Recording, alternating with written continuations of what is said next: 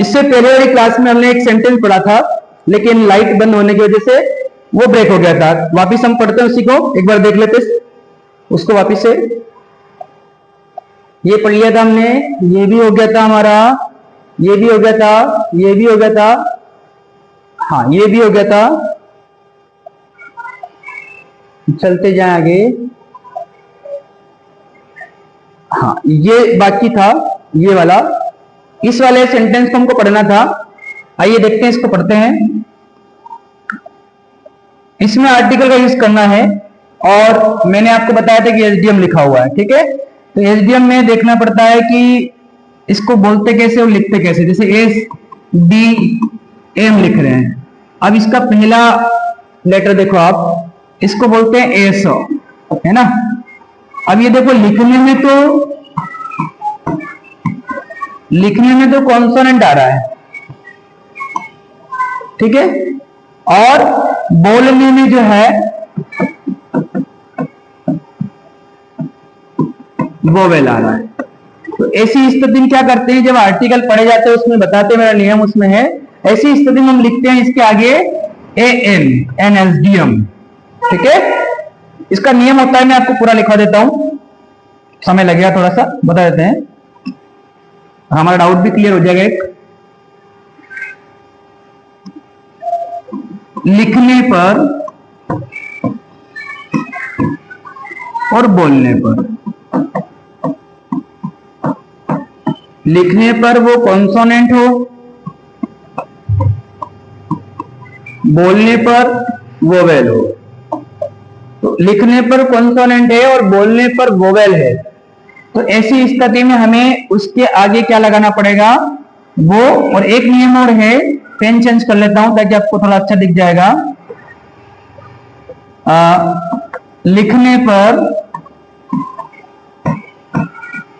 Vowel, बोलने पर consonant. तो इन दोनों का आपको पता होना चाहिए कि जब हम लिख रहे हैं तो क्या आएगा, बोल रहे हैं तो क्या आएगा। इसी प्रकार इसका भी आएगा, लिखने पर वो कॉन्सोनेंट होगा और बोलने पर वोवेल होगा। तो उसके जगह हमको जैसे एक वर्ड लिख देते हैं, मैं यहाँ पे लिख रहा हूं मैं ऑनेस्ट, है ना, ये ऑनेस्ट लिखा। अब इसको लिखने पर तो हम क्या लिख रहे हैं, कॉन्सोनेंट है, बोलने पर क्या लिख रहे हैं, इसको वोवेल बोल रहे हैं, इसको क्या बोलते हैं, ऑनेस्ट पढ़ते हैं। क्या पढ़ते हैं, ऑनेस्ट, है ना। तो इसकी आगे आएगा ए एन।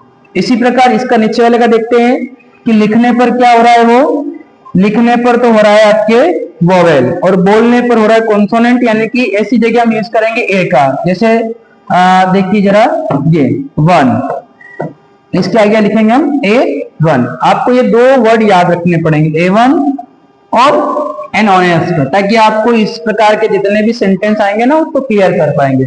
अब यहाँ बेटा देखो एसडीएम लिखा हुआ है, तो एसडीएम जो है शुरू का इसे हो रहा है एसडीएम, ए से शुरू हो रहा है। क्या स्थिति बन रही है, लिखने पर हम क्या लिख रहे हैं, कॉन्सोनेंट, बिल्कुल सही है। बोलने पर क्या बोल रहे हैं, वोवेल। तो ये सेम स्थिति बन रही है क्या, बिल्कुल बन रही है ना। तो इसकी जगह इसलिए क्या आएगा, ए एन आएगा, यानी कि अपना आंसर क्या हो जाएगा, ए एन। आगे बढ़ेंगे। It was dark so I blanks a torch with me, है ना। अब ये टेंस का है, ठीक है, ये टेंस लिया गया। अब टेंस से ध्यान रखना कि जितने भी टेंस होते हैं वो विदाउट हेल्पिंग वर्ब के नहीं होते हैं, तो हमें इसमें हेल्पिंग वर्ब देख के ही पता लगेगा कि कौन सा टेंस का है। तो देखो बेटा यहाँ पे वॉज लग रहा है, अब वॉज और वर ये कौन से टेंस में आते हैं, ये पास्ट में आते हैं, और पास्ट में आते तो अपने को पता हो जाना चाहिए कि पास्ट में है, लेकिन ये वाला भाग पास्ट का है तो सेकंड वाला भाग भी पास्ट में ही जाएगा। अंधेरा था, है ना, अंधेरा था, सो मतलब इसलिए आई ए टॉर्च विथ मी, मैं मेरे साथ क्या लेके गया, टॉर्च लेके गया अभी नहीं है, तो ये तो आता है प्रेजेंट में, आएगा नहीं, ये परफेक्ट में आता है, ये भी नहीं आएगा, बचा हमारे पास ये तो टुक आ जाएगा, ठीक है। तो यहाँ पे हो जाएगा it was dark so I took a torch with me. Next देखते हैं, when I reach the station the train had already. हाँ, अब यहाँ पे भी हमको एक चीज देखना पड़ेगी, वापिस से टेंस देखो, और टेंस में सबसे पहले आपको देखना है हेल्पिंग वर्ब। क्या देखना है, हेल्पिंग वर्ब। इसमें हेल्पिंग वर्ब क्या है, इसमें हेल्पिंग वर्ब एक तो ये बता रही हैड, हैड आता है आपका पास्ट परफेक्ट में, है ना, पास्ट परफेक्ट में आता है। तो हमें ये पता चल जाना चाहिए कि अगर जैसे पास्ट की बात करते हैं, पास्ट परफेक्ट की, परफेक्ट जितने भी हैं परफेक्ट की बात करते हैं तो अपने दिमाग में आ जाना चाहिए कि वर्ब की थर्ड फॉर्म लगेगी। अब यहाँ पे हम देखते हैं लीव आ रहा है, ये तो कोई सेकंड फॉर्म भी नहीं है, फर्स्ट फॉर्म भी नहीं है, हाँ सॉरी फर्स्ट फॉर्म जरूर है। और लीव्स, लीव्स भी जो है ये प्रेजेंट में आती है क्योंकि एस या एस लग रहा। अब बची है लेफ्ट, तो लीव, लेफ्ट और लेफ्ट, ये तीनों फॉर्म होती है, इसलिए ये वाली फॉर्म हमारा करेक्ट आंसर रहेगा। मैं आपको इरेज करके बताता हूं कौन सा आंसर करेक्ट रहेगा। हमारा लास्ट जो रहेगा ना ये लेफ्ट रहेगा, ठीक है। तो यहाँ पे आ जाएगा लेफ्ट, यानी कि When I reached the station, जब मैं स्टेशन पर पहुंचा था, the train had already gone, या जा चुकी थी, सॉरी लेफ्ट होगा कि ट्रेन ऑलरेडी जा चुकी थी। नेक्स्ट देखेंगे, My mother is very strong, he lift 100 kg of weight। अब हम ऑप्शन को देखते हैं तीनों को। ऑप्शन जो है कैन, कुड और शुड। मैं तीनों का अर्थ आपको बताता हूं अलग अलग। कैन का मतलब होता है बेटा सकना, और इसका मतलब भी सकना होता है, लेकिन ये पास्ट फॉर्म के लिए यूज होता है, ठीक है, पास्ट फॉर्म के लिए। और इसका मतलब होता है चाहिए। ये जो होता है ये नॉर्मल एडवाइस भी देते ना, नॉर्मल एडवाइस के लिए यूज होता है।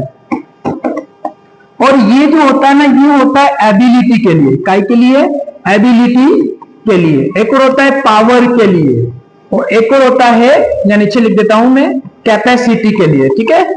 कैपेसिटी सही नहीं है क्या, कैपेसिटी, ठीक है, इसको वापस लिख देते हैं, ठीक है। पावर के लिए और कैपेसिटी, ठीक है, इसके लिए इसका यूज होता है ना। इसको देखना, मैं डाउट में हूं थोड़ा। तो ये जो है एबिलिटी के लिए, पावर के लिए और कैपेसिटी के लिए। एबिलिटी मतलब योग्यता, ठीक है, पावर मतलब शक्ति, और कैपेसिटी मतलब क्षमता। तो यहाँ पे वो कैपेसिटी बता रहे हैं किसकी, मदर की, कि my mother is very strong, मेरी मम्मी जो है ना बहुत मजबूत है। He can lift 100 kg of, मतलब वो 100 किलो वजन उठा सकते हैं, है ना, कैन यहाँ पे आएगा। आगे बढ़ेंगे, she is thinking of A car, she is thinking of A car, ये एक नॉर्मल सेंटेंस है, वो सोच रही है, सोच रही मतलब कंटिन्यू की बात हो रही है, तो इसलिए इसके साथ भी बाइंग ही आएगा, ये ध्यान रखना, क्योंकि वो उसकी जो थिंकिंग है ना वो रनिंग में हो रही है, इसलिए यहाँ पे क्या आएगा, बाइंग आएगा, ठीक है। आगे देखेंगे, repair the window just now, repair the window just now, repair the window just now, टूटी हुई कुर्सी तुरंत अभी के अभी क्या करो आप, रिपेयर करो। टूटी हुई यानी कि पहले टूट चुकी हो, तो ना तो आईएनजी लगेगा ना ब्रेक लगेगा, यहाँ पे लगेगा ब्रोकन, ठीक है, क्योंकि वो पहले से टूटी हुई है, पास्ट की बात हो रही है ना, या चुकी है, परफेक्ट की हो सकती है, इसलिए ब्रेकन आएगा यहाँ पे, सॉरी ब्रोकन आएगा, ठीक है। नेक्स्ट बढ़ेंगे, डॉग सेल्डम बाइट, इसमें जस्ट आपको पता ही है बार्किंग आएगा, तो लाइन लिखी हुई पहले से कि barking dog seldom bite. Next वापिस आ गए यहाँ पे आर्टिकल, आज के लिए हम यही करेंगे, कल इसमें और आगे बढ़ेंगे। He is honest, honest man, अभी जस्ट मैंने थोड़ी सी देर पहले आपको बताया था, तो इसमें क्या आएगा, इसमें आएगा एन ऑनेस्ट मैन, ठीक है। ये आर्टिकल आपको अच्छे से समझ में आ जाना चाहिए, ठीक है। आज की क्लास यही फिनिश करते हैं, बाय।